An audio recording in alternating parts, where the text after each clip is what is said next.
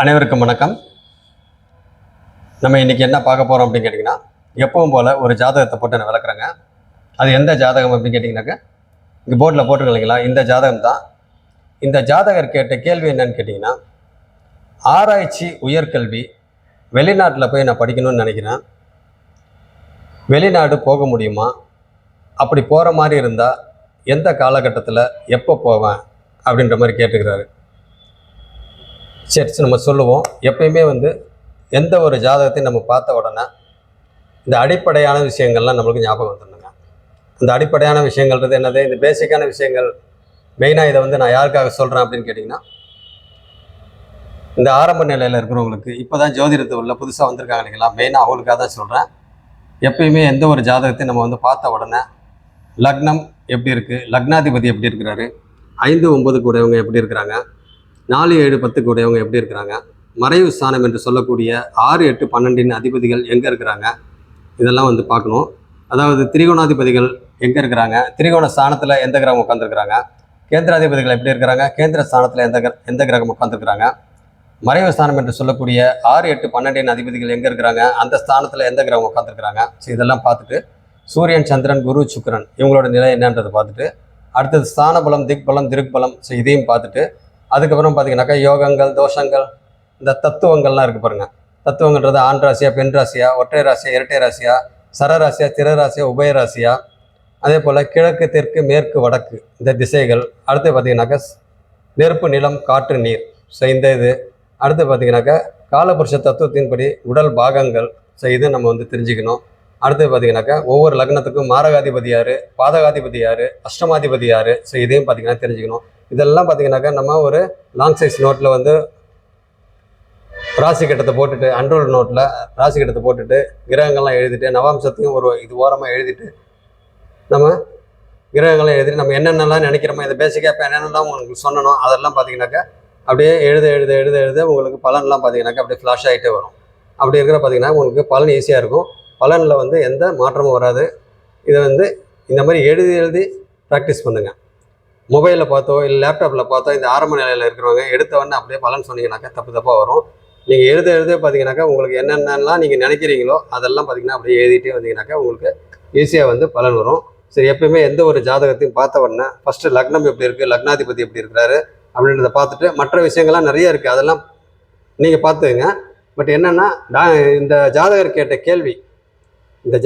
கேள்வி ஆராய்ச்சி உயர்கல்வி வெளிநாட்டில் போய் படிக்க முடியுமா, அப்படி போகிற மாதிரி இருந்தால் எப்போ நான் போவேன் அப்படின்ற மாதிரி கேட்டிருக்காரு. அதுக்கு மட்டும்தான் இப்போ நான் பதில் சொல்ல போகிறேன். அதனால் எந்த தசையில் எந்த புக்தியில் ஒரு போவாரா இல்லையா அப்படின்றத நான் சொல்கிறேன், அதை பார்த்துக்கலாம். ஓகே, இப்போ பார்த்தீங்கன்னாக்கா இந்த ஜாதகருக்கு லக்னம் ரிஷப லக்னம், லக்ன புள்ளி 8 டிகிரியில் இருக்குது. லக்ன புள்ளி 8 டிகிரியில் இருக்குது. இந்த புள்ளியை ரொம்ப முக்கியம். லக்ன புள்ளின்றது ரொம்ப ரொம்ப முக்கியம். அதை பார்த்துங்க, 8 டிகிரியில் இருக்குது. அடுத்தது லக்னாதிபதி பார்த்தீங்கன்னாக்கா சுக்கிரன் மிதுன ராசியில் 0 டிகிரியில் உட்காந்துருக்கிறாரு. 0 டிகிரியில் உட்காந்துருக்கிறாரு. அவர் கூட பார்த்தீங்கன்னாக்கா செவ்வாய் 11 டிகிரியில் உட்காந்துருக்கிறாரு. சூரியன் 28 டிகிரியில் உட்காந்துருக்கிறாரு. இதை புரிஞ்சுங்க. அப்போ லக்னாதிபதி, லக்னம் என்ன கண்டிஷனில் இருக்குது, லக்னாதிபதி எப்படி இருக்கிறாரு அப்படின்றத நம்மளுக்கு தெரிஞ்சு போச்சு.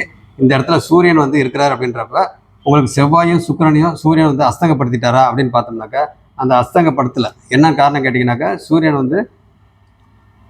28 டிகிரியில் இருக்கிறாரு, செவ்வாய் 11 டிகிரியில் இருக்கிறாரு. அப்போ வித்தியாசம் பார்த்தீங்கன்னாக்கா 17 டிகிரி வித்தியாசம் இருக்குது. இப்போ 17 டிகிரினாக்கா உங்களுக்கு செவ்வாய் எத்தனை டிகிரிக்குள்ளே அஸ்தங்கமாவார், 17 டிகிரிக்குள்ளே அஸ்தங்கமாவார். இவர் 17 டிகிரியே இருக்கிறனால அங்கே பெரிய அளவில் செவ்வாய் பாதிப்பு ஆகலை. அப்படி இருக்கிற பார்த்தீங்கன்னாக்கா அங்கே பெரிய அளவு பிரச்சனை இல்லை. அப்போ பார்த்தீங்கன்னாக்கா உங்களுக்கு சூரியனுக்கு சுக்கிரனுக்கு எவ்வளோ டிகிரி வித்தியாசம், அங்கே பார்த்தீங்கன்னா உங்களுக்கு 28 டிகிரி வித்தியாசம் இருக்குது சுக்கிரனுக்கும் சூரியனுக்கும். அப்போ சுக்கிரனும் பார்த்தீங்கன்னாக்கா எந்த விதத்துலையும் பாதிக்கப்படும் இல்லை. ஆனால் சுக்கிரனுக்கும் செவ்வாய்க்கும் பார்த்தீங்கன்னாக்கா 11 டிகிரி வித்தியாசம் இருக்குது. பட் இருந்தாலும் அங்கே இணைவு நம்ம சொல்ல முடியாது. அந்த இடத்துல 6 டிகிரிக்குள்ளே இருந்தால் தான் இணைவு. ஆனால் இந்த இடத்துல பார்த்தீங்கன்னாக்கா 11 டிகிரி வித்தியாசம் இருக்கிறதுனால அங்கே குறைந்த அளவு இணைவுன்ற மாதிரி சொல்லலாம். அங்கே பெருசாலாம் இணைவு இல்லை. பட் இருந்தாலும் அங்கே குறைந்த அளவு இணைவு இருக்குது. அதனால் அங்கே செவ்வாய் பார்த்தீங்கன்னாக்கா அங்கே பகை வீடு, சுக்கிரனுக்கு ஃப்ரெண்டு வீடு, சூரியனுக்கு ஃப்ரெண்டு வீடு. ஆனால் இப்போ செவ்வாய்க்கு மட்டும் அது பகை வீடு. பட் பகை வீடாக இருந்தாலும் சுக்கிரனால் செவ்வாய் ஒரு குறைந்த அளவு சுபத்துவம் ஆகிறாரு. அதையும் நீங்கள் புரிஞ்சுங்க. ஓகே, அடுத்தது பார்த்தீங்கன்னாக்கா புதன் இங்கே கடகராசியில் 24 டிகிரியில் புதன் அங்கே உட்காந்துருக்கிறாரு. அவருக்கு வீடு கொடுத்தவர் கடகாதிபதி பார்த்தீங்கன்னாக்கா உங்களுக்கு எங்கே உட்காந்துருக்காரு சந்திரன். அவர் பார்த்தீங்கன்னாக்கா மீன ராசியில் 4 டிகிரியில் உட்காந்துருக்கிறாரு. கூடவே பார்த்தீங்கன்னாக்கா குருவும் பார்த்தீங்கன்னா 5 டிகிரியில் உட்காந்துருக்கிறாரு. இவங்க 2 பேரும் ரொம்ப க்ளோஸாக இருக்கிறாங்க. சந்திரனும் குருவும் ரொம்ப க்ளோஸாக இருக்கிறாங்க. அப்போ பார்த்தீங்கன்னாக்கா உங்களுக்கு புதன் வந்து அங்கே 24 டிகிரியில் இருக்கிறாங்க. அப்போ அவர் தனித்த புதனாக இருக்கிறாரு. அப்போ தனித்த புதனாக இருக்கிறாரு அப்படின்னாக்கா அது ஒரு சுபர் அப்படின்ற மாதிரி இவர் வருவார். ஏன்னா தனித்த புதன் இல்லைங்களா. அப்போ பார்த்தீங்கன்னாக்கா இவர் வந்து 24 டிகிரியில் இருக்கிறாரு. அதையும் புரிஞ்சுங்க. ஆனால் புதன் இருக்கிறது பகை வீடு, அதையும் புரிஞ்சுங்க. அடுத்தது ராகு. சிம்மத்தில் வந்து ராகு வந்து 9 டிகிரியில் உட்காந்துருக்கிறாரு. அப்போ வந்து சிம்மாதிபதி எங்கே போய் உட்காந்துருக்கிறாரு அப்படின்னு பார்த்தீங்கன்னா சிம்மாதிபதி பார்த்தீங்கன்னாக்கா சூரியன் வந்து 28 டிகிரியில் அவர் வர்க்கோத்தமமாக இருக்கிறாரு. அவர் எங்கே உட்காந்துருக்கிறாரு 2ஆம் வீட்டில் மிதுன ராசியில் புதனோட வீட்டில் உட்காந்துருக்கிறாரு. அதையும் புரிஞ்சுங்க. அடுத்தது கும்ப ராசியில் கேது பகவான் வந்து 9 டிகிரியில் உட்காந்துருக்கிறாரு. அவருக்கு வீடு கொடுத்தவர் எங்கே உட்காந்துருக்காரு. அவர் சனி வந்து பார்த்தீங்கன்னாக்கா மேஷ ராசியில் செவ்வாயோட வீட்டில் அவர் நீச்சமாக இருக்கிறாரு. அவர் 8 டிகிரியில் இருக்கிறாரு. சனிக்கு வீடு கொடுத்த செவ்வாயை பார்த்தீங்கன்னாக்கா அவர் சுக்கிரன் கூட லக்னாதிபதி கூட உட்காந்துருக்கிறாரு. அங்கே டிகிரி வைஸ் பார்க்குறப்ப 11 டிகிரி வித்தியாசம் இருக்குது. அதையும் புரிஞ்சுங்க. அவங்க என்ன இதுன்னு ஏற்கனவே சொல்லிட்டேன். ஓகே. அடுத்தது பார்த்தீங்கன்னாக்கா 11ஆம் வீட்டில் லாபஸ்தானத்தில் சந்திரன் குரு இவங்க 2 பேரும் டிகிரி வைஸ் பார்க்குறப்ப ஒரே டிகிரி வித்தியாசத்தில் இருக்கிறாங்க. அங்கே குரு சந்திர யோகம் அப்படின்ற ஒரு அமைப்பில் அங்கே உட்காந்துருக்குறாங்க. அது புரிஞ்சுங்க. எப்பவுமே எந்த யோகமும் வேலை செய்யணும் அப்படின்னாக்கா அதுக்கு உண்டான தசை வந்தால் தான் அது வந்து இது வேலை செய்யும். அப்போ இங்கே பார்த்தீங்கன்னாக்கா இப்போ இந்த ஜாதகருக்கு நடப்பு தசா புக்தி புதன் தசை ராகு புக்தி இதுதான் பார்த்தீங்கன்னாக்கா நடப்பு தசா புக்தி. இப்போ இந்த ஜாதகர் கேட்ட கேள்வி ஆராய்ச்சி உயர்கல்வி வெளிநாட்டில் போய் படிக்க முடியுமா அப்படின்ற மாதிரி கேட்டிருக்காரு. சரி, இந்த இடத்துல வந்து புதன் 3ஆம் வீட்டில் இருக்கிறார். அப்போ புதன் தசை அப்படின்னாவே புதனுக்கு வந்து பார்த்தீங்கன்னாக்கா 2 வீடு இருக்கு இல்லைங்களா. 2ஆம் வீடும் 5ஆம் வீடும். அப்போ 2ஆம் வீட்டு ஆதிபத்தியத்தையும் 5ஆம் வீட்டின் ஆதிபத்தியத்தையும் 3ஆம் வீட்டின் வழியாக செய்யும். ஏன்னா 3ஆம் வீட்டை தான் உட்காந்துருக்காரு இல்லைங்களா புதன். அப்போ 3ஆம் வீட்டின் வழியாக பண்ணும். அப்போ 3ஆம் வீட்டின் வழியாக பண்ணும் அப்படின்னாக்கா உங்களுக்கு 3ஆம் இடம் அப்படின்றது உங்களுக்கு என்னது 2ஆம் வீடுன்றது தனம் குடும்பம் வாக்கு அதுக்கு உண்டான இடம். இந்த இடம் 5ஆம் இடம் அதிர்ஷ்டம் பூர்வ புண்ணியஸ்தானம். மொத்தத்தில் பூர்வ புண்ணியஸ்தானம் அது. அப்போ அதிர்ஷ்டம் இருக்குது. அந்த இடத்துல பார்த்தீங்கன்னாக்கா உங்களுக்கு காதல் சம்மந்தப்பட்டது இருக்குது. 2வது ஆராய்ச்சி உயர்கல்விக்கு உண்டான இடம் இது மெயினாக. அப்போ இது இந்த மாதிரி இருக்குது. அப்போ இங்கே பார்த்தீங்கன்னாக்கா ராகு வந்து புத்திநாதன். அப்போ தசாநாதன் வந்து புதன். அப்போ தைரிய வீரிய சகோதரஸ்தானம் புகழுக்கு உண்டான ஸ்தானம். அங்கே பார்த்தீங்கன்னா நண்பர்களுக்கு உண்டான ஸ்தானம், அங்கே தொடர்புக்கு உண்டான ஸ்தானம், இதெல்லாம் இருக்குது. அந்த இடத்துல பார்த்தீங்கன்னாக்கா தொடர்புக்கு உண்டான ஸ்தானன்றப்ப அவங்க தனித்த புதனாக இருக்கிறாரு. அப்படின்றப்ப அங்கே 3ஆம் வீட்டில் புதனுக்கு பகை வீடாக இருக்கிறாரு. அங்கே பார்த்தீங்கன்னா குரு பார்வை இங்கே இருக்குது. ஆனால் குரு வந்து பார்த்தீங்கன்னா 5 டிகிரியில் இருக்கிறாரு. புதன் வந்து 24 டிகிரியில் இருக்கிறாரு. பட் அவர் வந்து அவரோட பார்வை வந்து புதனுக்கு அவ்வளோவா படலை அப்படின்னாலும் இங்கே பார்த்தீங்கன்னாக்கா இந்த பாவகத்தை பார்க்குறாரு 3ஆம் வீட்டை. அப்போ 3ஆம் வீடுன்றது இந்த ட்ராவலுக்கு உண்டான இடம். அது சரராசியில் வந்து புதன் உட்காந்துருக்கிறாரு. அப்போ புதன் உட்காந்துருக்கிறாரு அப்படின்றப்போ உங்களுக்கு ராகு புக்தி இப்போ நடக்குது. அப்போ ராகு புக்தி அப்படின்றப்ப ராகுக்கு வீடு கொடுத்தவர் சூரியன். அவர் பார்த்தீங்கன்னா இங்கே உட்காந்துருக்காரு. சரி, இங்கே 4ஆம் வீட்டில் ஒன்று உங்களுக்கு என்னென்ன இருக்குது. ராகு அங்கே இருக்கிறாருன்னா எப்பயுமே வந்து அந்த ராகு அங்கே இருக்கிறாருன்னா அந்த வீட்டை கெடுத்து தான் அவரோட பலன் இருக்கும். அப்படின்னா என்ன பண்ணுவார், அங்கே அம்மா சம்மந்தப்பட்ட விஷயத்தில் பார்த்தீங்கன்னாக்கா நெகட்டிவ். அப்போ நெகட்டிவ் அப்படின்னாக்கா உங்களுக்கு என்னது, இந்த ஜாதகர் அம்மாவை பார்த்தீங்கன்னாக்கா விலகி ரொம்ப தூரம் போய் படிச்சுட்டு இருப்பார், பிரிஞ்சு இருப்பார். 2வது வந்து ராகு தசை வரணும். இந்த ஜாதகருக்கு ராகு தசை இப்போல்லாம் இல்லை, அதெல்லாம் ரொம்ப பின்னால் இருக்குது. ஸோ அதனால் பார்த்தீங்கன்னாக்கா இந்த ஜாதகருக்கு ராகு தசை வராது. ஏன்னா இந்த ஜாதகர் பிறந்தது பார்த்தீங்கன்னாக்கா சனி தசையில் பிறந்திருக்கிறாரு. அப்போ சனி தசைக்கு முன்னாடி குரு தசை, அஷ்டமாதிபதி இல்லைங்களா குரு. அப்போ அதுக்கு முன்னாடி அப்போ குரு தசை இந்த ஜாதகருக்கு வராது. அப்போ அதுக்கு முன்னாடி ராகு. அப்படி இருக்கிற பார்த்தீங்கன்னா இந்த ஜாதக பின்னால் தான் வரும். அதனால் வந்து பிரச்சனை இல்லை. அப்படி இருக்கிற பார்த்தீங்கன்னாக்கா இந்த ஜாதகருக்கு அம்மானால பெரிய பிரச்சனைலாம் வராது. அதுக்கு தான் இந்த ஜாதகர் பார்த்தீங்கன்னாக்கா பிரிஞ்சு இருக்கணும். இந்த ஜாதகர் புதன் தசை எப்போ ஆரம்பிச்சிச்சோ அப்போயே பார்த்தீங்கன்னாக்கா பிரிஞ்சு படிக்க போயிட்டாரு. அதுக்கப்புறம் பார்த்தீங்கன்னாக்கா என்னைக்காவது ஒரு நாள் வருவார், 2 நாள் 3 நாள் இருப்பார், அதுக்கப்புறம் கிளம்பிடுவார். அந்த மாதிரி சுச்சுவேஷனில் இந்த ஜாதகர் வந்துருக்கிறாரு. இப்போ வந்து ஆராய்ச்சி படிப்பு படிச்சுட்டு இருக்கிறாரு. இப்போ ஆராய்ச்சிக்கு உண்டான இடம் பார்த்தீங்கன்னாக்கா ஆராய்ச்சி, அதாவது உயர்கல்விக்கு உண்டான இடம் பார்த்தீங்கன்னாக்கா இங்கே 4ஆம் இடம். அப்போ 4ஆம் இடம் அம்மா சம்மந்தப்பட்ட விஷயங்கள், வீடு, வாகனம், வண்டி, உயர்கல்வி, தன் சுகம், இதெல்லாம் பார்த்தீங்கன்னாக்கா இங்கே. அப்போ இந்த ஜாதகர் பார்த்தீங்கன்னாக்கா அங்கே ராகு உட்காந்துருக்காருன்றப்ப படிப்பு படிப்பு படிப்பு ஆராய்ச்சின்னு சொல்லுவோம். அதுலேயே போயிட்டு தன் சுகத்து மேலே ஒரு கான்சன்ட்ரேட் பண்ண முடியாது. ஒரு சுகமாக இருக்க மாட்டார். மற்ற விஷயத்தில் நேரத்துக்கு சாப்பிட முடியாது, நேரத்துக்கு தூங்க முடியாது. மொத்தத்தில் வந்து அங்கே தன் சுகம் கெடும். அம்மா சம்மந்தப்பட்ட விஷயத்தில் நெகட்டிவ், அதே மாதிரி வண்டி வாகனம் சம்மந்தப்பட்ட விஷயத்தில் நெகட்டிவ். பட் என்னென்னா உயர்கல்வி சம்மந்தப்பட்டதில் சில ஏமாற்றங்கள், தடங்கல்கள் இதெல்லாம் வந்தாலும் அங்கே ஆராய்ச்சிக்கு உண்டான அமைப்பு இருந்துக்கிட்டே இருக்கும். என்ன காரணம் அப்படின்னு கேட்டிங்கனாக்கா, ராகு வந்து ஒரு ஆராய்ச்சி கிரகம். எந்த ஒரு விஷயத்தையும் அப்படியே பூம் பண்ணுவார். அப்போ ஆராய்ச்சி சம்மந்தப்பட்ட விஷயத்தில் பார்த்தீங்கன்னாக்கா ராகு அப்படின்னாவே என்னதுங்க, அது சில விஷயங்கள்லாம் இருக்குது. ஸோ அந்த மாதிரி விஷயத்தில் பார்த்தீங்கன்னாக்கா இவர் ராகு வந்து நல்ல லெவலில் ஆராய்ச்சி பண்ண வைப்பார். புதனும் ராகுவும் பார்த்தீங்கன்னாக்கா 2 பேரும் ஒன்று சேர்ந்துட்டாங்கனாக்கா, நிறையா ஜாதகங்களில் பார்த்துருக்குறேன் நான். புதனும் ராகு ஒன்று சேர்ந்துட்டாங்க, அவங்க பார்த்தீங்கன்னா பெரிய லெவலில் ஆராய்ச்சியில் இருப்பாங்க, பெரிய லெவலில் ஒரு சயின்டிஸ்ட்டாக இருப்பாங்க. அந்த மாதிரி ஒரு அமைப்பில் பார்த்தீங்கன்னாக்கா ஜாதகர் வந்து இருப்பாங்க. அப்போ இந்த இடத்துல ராசி கட்டத்தில் இந்த அமைப்பு இருந்தாலும் பாவ கட்டத்தில் பார்த்தீங்கன்னாக்கா லக்ன புள்ளி 8 டிகிரி.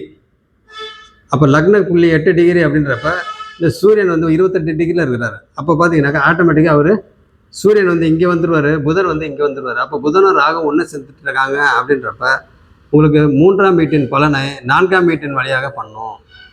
அந்த மாதிரி தான் நம்ம வந்து எடுத்துக்கணும். அப்போ 4ஆம் வீட்டின் வழியாக அப்படின்றப்ப என்னது, உங்களுக்கு அங்கே ராகு உட்காந்துருக்க, புதன் வந்து பாவகட்டத்தில் புதனும் ராகு ஒன்றா இருப்பாங்க. அப்போ 4ஆம் வீட்டில் உங்களுக்கு ஆராய்ச்சி சம்மந்தப்பட்டது ஃபுல்லாக நல்ல விதமாக போயிட்டுருக்கும். அப்போ இந்த ஜாதகரை பார்த்தீங்கன்னா புதன் தசை ராகு புக்தியில் ஆராய்ச்சி சம்மந்தப்பட்ட படிப்பை இங்கே முடிச்சிடுவார், ராகு புக்தியில் முடிச்சிடுவார். முடிச்சுட்டு புதன் தசை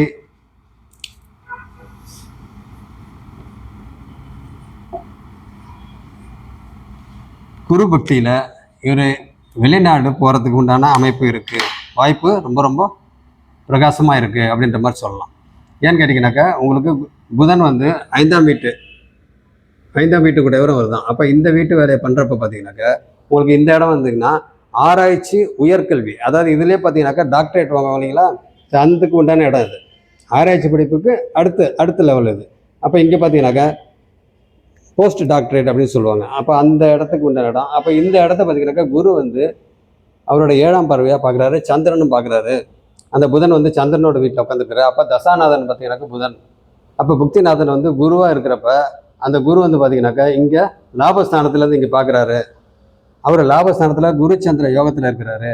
பட் இந்த லக்னத்துக்கு அவர் அன்ஃபேவராக இருந்தாலும் அவர் அஷ்டமாதிபதி, அவரோட இன்னொரு வீடான இடத்துல வந்து அவர் ஆட்சியாக உட்காந்து அவர் பார்த்தீங்கன்னா 5ஆம் வீட்டை பார்க்குறாரு. அப்படின்றப்ப இந்த ஜாதகர் எல்லாமே பார்த்தீங்கன்னாக்கா மறைமுகமாக தான் இருக்கும். அப்போ மறைமுகம் அப்படின்றப்ப மறைந்திருக்கிற பொருளை ஒரு ஆராய்ச்சி பண்ணி அவர் வந்து பார்த்தீங்கன்னாக்கா கண்டுபிடிக்கிறதுல பார்த்தீங்கன்னாக்கா நல்ல விதமாக இருப்பார் அவர். அப்போ அந்த 8ஆம் அதிபதி அவர் பார்த்தீங்கன்னாக்கா அவரோட இன்னொரு வீடான லாபஸ்தானத்தில் குரு பகவான் ஆட்சியாக இருந்து அங்கே சந்திரன் கூட இருந்து 2 பேரும் இங்கே பார்க்குறாங்க. அப்போ இது 5ஆம் வீடு. அப்போ 5ஆம் வீடுன்றது என்னது, ஆராய்ச்சி உயர்கல்விக்கு உண்டான இடம். அப்போ பார்த்தீங்கன்னாக்கா குரு அஷ்டமாதிபதி அப்படின்றதுனால 8 சம்மந்தப்படுது அப்படின்னாவே உங்களுக்கு வெளிநாடு, வெளி மாநிலம், தூர இடங்களுக்கு போகிறது. அவர் வந்து பார்த்தீங்கன்னாக்கா ராகு புக்தியில் ஆராய்ச்சி படிப்புக்கு உண்டான இதை முடிச்சுட்டு அடுத்தது போஸ்ட் டாக்டர் பிடி அப்படின்னு சொல்லக்கூடிய போஸ்ட் டாக்டர் அமைப்புக்கு இந்த ஜாதகர் வந்து கண்டிப்பாக புதன் தசை குரு புக்தியில் போவார் அப்படின்ற மாதிரி சொன்னாங்க. இன்னும் பார்த்தீங்கன்னாக்கா இந்த ஜாதகத்தை பொறுத்தவரை பார்த்தீங்கன்னாக்கா நிறையா விஷயங்கள் இருக்குது. அந்த ஜாதகர் கேட்ட கேள்விக்கு சும்மா ஒரு வார்த்தையில் மட்டும் பதில் சொல்லியிருக்கேன். வேறு விஷயங்கள் ஏதாவது உங்களுக்கு வந்து இந்த ஆரம்ப நிலையில் இருக்கிறவங்களுக்கு ஏதாவது தெரிஞ்சது அப்படின்னாக்கா கமெண்ட்டில் நீங்கள் சொல்லுங்கள். இந்த ஜாதகர் கண்டிப்பாக புதன் தசை குரு புக்தியில் வெளிநாடு போவார். ஏன்னா 8ஆம் அதிபதி அவர் லாபஸ்தானத்துலேருந்து 5ஆம் வீட்டை பார்க்குறாரு. அப்போ பார்த்தீங்கன்னாக்கா 8ஆம் அதிபதி சம்மந்தப்படுறாருன்னா இருக்கிற இடத்த விட்டு வெளியே வந்து போகணும். அப்போ வெளியே போகணும் அப்படின்னாக்கா வெளி மாநிலம் வெளிநாடு சம்மந்தப்பட்டது அந்த ஒரு அமைப்புக்கு போகிற மாதிரி வரும். ரெண்டாவது தசாநாதன் பார்த்தீங்கன்னாக்கா சரராசியில் இருக்கிறாரு. அந்த சரராசியில் இருக்கிற புதனுக்கு வீடு கொடுத்தவர் பார்த்தீங்கன்னாக்கா சந்திரன். அவர் பார்த்தீங்கன்னாக்கா அவரும் லாபஸ்தானத்தில் அவர் ஃப்ரெண்டு வீட்டிலே உட்காந்துருக்கிறாரு. அப்போ பார்த்தீங்கன்னாக்கா மீன ராசி. இங்கே பார்த்தீங்கன்னாக்கா குருவும் சந்திரனும் 2 பேரும் ஒன்றா இருக்கிறாங்க. அந்த இணைவில் பார்த்தீங்கன்னாக்கா உங்களுக்கு 1 டிகிரி தான் வித்தியாசம். அப்போ அங்கே குரு சந்திர யோகத்துக்கு உண்டான அமைப்பில் இருக்கிறாங்க. பட் யோகமாக இருந்தாலும் தசா வராது. பட் புக்தி பார்த்தீங்கன்னாக்கா வரும். அந்த புக்தி தான் அடுத்த புக்தி. அந்த புக்தியில் வந்து இந்த ஜாதகர் வந்து வெளிநாட்டுக்கு போகிறதுக்கு உண்டான அமைப்பு வரும். அது முக்கியமாக ஆராய்ச்சி மேற்படிப்புக்கு போகிறதுக்கு உண்டான அமைப்பு வரும். என்ன காரணம்னா ஆராய்ச்சிக்கு மேற்படிப்புக்கு உண்டான இதை தான் வந்து குரு பார்க்குறாரு, செவ்வாயும் பார்க்குறாரு. செவ்வாய் அவருடைய 4ஆம் பார்வையில் பார்க்குறாரு. பட் இருந்தாலும் சுக்கிரனும் செவ்வாய் அங்கே ஒரு 11 டிகிரி வித்தியாசம் இருக்கிறனா அங்கே பார்த்தீங்கன்னாக்கா ஒரு குறைந்த அளவு சுபத்துவத்தில் செவ்வாய் அங்கே இருக்கிறனால அந்த செவ்வாய் பார்வை வந்து பெரிய அளவில் அங்கே பாதிப்பு இருக்காது. அப்படியே அவர் பார்த்தாலும் குருவும் பார்க்குறாரு, சந்திரனும் பார்க்குறாரு.